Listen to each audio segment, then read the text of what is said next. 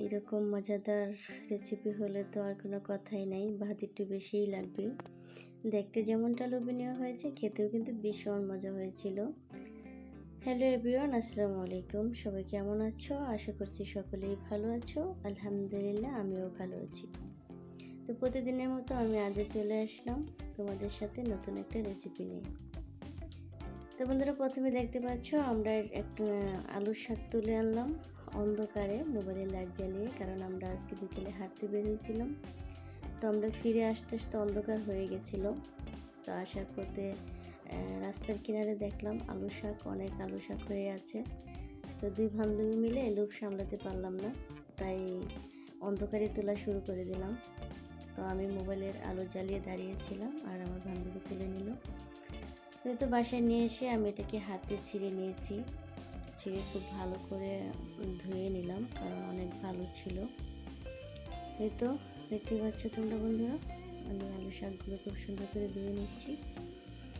তো বন্ধুরা, যারা সাথে আছো এভাবে সাথে থেকো, আর ভিডিওটা যারা দেখতেছো প্লিজ একটা করে লাইক করে দিও। লাইক করতে কিন্তু ভুলবা না।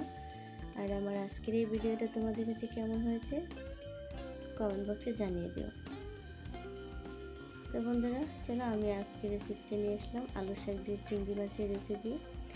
খেতে কিন্তু ভীষণ মজা হয়েছিল। আমি কিন্তু এটা আগে খেয়েছি, তারপরে তোমাদের সাথে শেয়ার করলাম। তো আমি শাকটাকে সিদ্ধ বসিয়ে দিলাম, সিদ্ধ হয়েও গেছে। আবার চলে আসলাম, শাকটা সিদ্ধ বসিয়ে দিয়ে আমি পেঁয়াজ মরিচ এগুলো সব কিছু গুছিয়ে নিলাম, কেটে নিলাম। তো আমার পেঁয়াজ রসুন কাটতে কাটতে আমার শাকটাও সিদ্ধ হয়ে গেছে। তো দেখতেই পাচ্ছ। তাই তো আমি এখন এটাকে নামিয়ে নিব। নিয়ে দেখো আবার একটা কড়াই বসিয়ে দিলাম, দিয়ে এখানে আমি তেল দিয়ে দিলাম। তেলটা খুব ভালো করে গরম করে নিব। নিয়ে শুকনো মরিচগুলো ভেজে নিব। তো আমার খুবই পছন্দের একটা শাক আলু শাক। শুধু আলু শাক না, বলতে পারো যে কোনো শাক ভর্তা এগুলোই আমার বেশি পছন্দ। ওই ঝুলের তরকারি থেকে মাছ মাংস এগুলো আমার কাছে কিছুই না। শাক ভর্তা হলে আমি কিন্তু ওই দিন ঈদের দিনের মতো আমার কাছে মনে হয়। তো এই তো দেখো, আমি অনেক দিন বলতে অনেকটা বছর পর আমি আজকে আলু শাক খাবো। আমি যখন দেশে ছিলাম তখন খেতাম, কারণ তখন আমাদের বাড়িতে পুরো একটা ক্ষেত ভর্তি এই আলু শাক। তো আমার আম্মা রান্না করতো, আর আমার আম্মার হাতের রান্না তো অতুলনীয়, কী বলবো, ভীষণ ভীষণ মজার। আর এখন আমি নিজে রান্না করে খেতে খেতে আর ভালো লাগে না, খুব মিস করি মায়ের হাতের রান্না। আমি যতই চেষ্টা করি না কেন মজা করে রান্না করার জন্য, কিন্তু আর ওই টেস্টটা পাই না খুঁজে, যেটা আমার মায়ের হাতে ছিল। তো জানি না আবারও কখনো খেতে পারবো কি না, ভাগ্যে আছে কি না জানি না। তো সবাই আমার জন্য দোয়া করবা। আর এতো তোমাদের সাথে কথা বলতে বলতে দেখো আমার মরিচটা ভাজা হয়ে গেছে। আমি রসুনটাও দিয়ে দিলাম। রসুনটা আমি লম্বা করে কুচি করে নিয়েছি, কারণ শাকে এইভাবে রসুন দিলে আমার কাছে খুবই ভালো লাগে। আর তার সাথে পেঁয়াজ কুচি দিয়ে দিলাম। তো এটাকে আমি লাল করে ভেজে নেব। এখন আমি চিংড়ি মাছটাও দিয়ে দিলাম। চিংড়ি মাছটাও এটা আমি তেলের সাথে খুব ভালো করে ভেজে নেব। নিয়ে নাড়াচাড়া করে ভেজে নেব। আর চিংড়ি মাছটা কিন্তু আমার ফ্যামিলিতে আমি ছাড়া কেউ খায় না, এই জন্য আমি অতগুলো খুব বেশি রান্না করি না, কয়েকটা মাছ রান্না করেছি। এটা দেখো আমি হলুদ মরিচ দিয়ে দিলাম।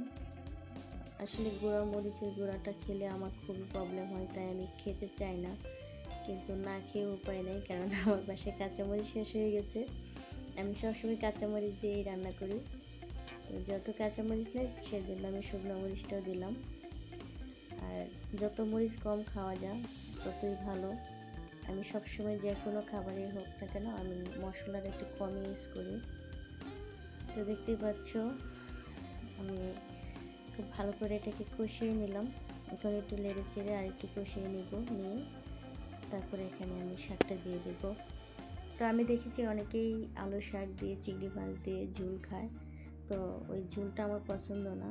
আমি তাই এই শাকটাকে শাকই রাখবো, একদম ঝরঝরা করে ফেলবো। চিংড়ি মাছের সাথে। তো এই দেখো আমার শাকটা কিন্তু একদমই মানে ভর্তা ভর্তা হয় নাই, আস্তে আস্তে আছে, একদম ঝরঝরে।